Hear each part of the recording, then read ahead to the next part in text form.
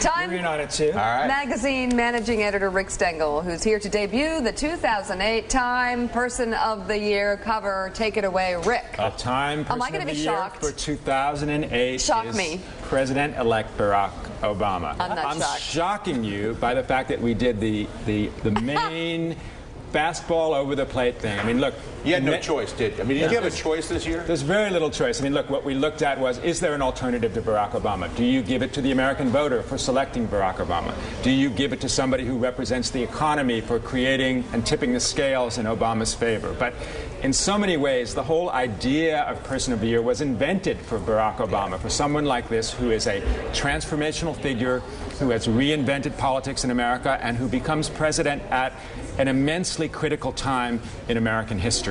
So even though he's Person of the Year now, ultimately he will be judged by how he does in office. All right, Joe.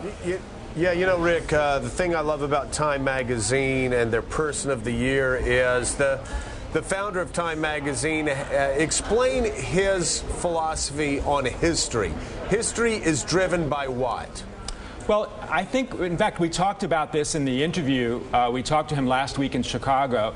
I mean, he's a pragmatist. History is driven by the imperatives of the moment. Yes, he has a strategy and a plan, but his idea is to address the critical things going on now. I mean, he feels like he has to be, as Franklin Roosevelt said during his first term, you know, Dr. Fix the economy.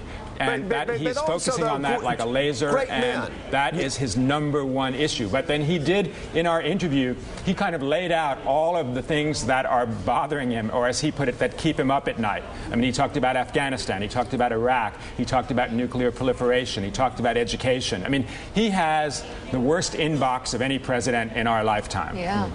But Rick, explain to our viewers, if you will, the theory, the great man, the great woman, the great person, how history is shaped by individuals who come forward at a certain time. FDR in 1932, Churchill in 1940, that bend history.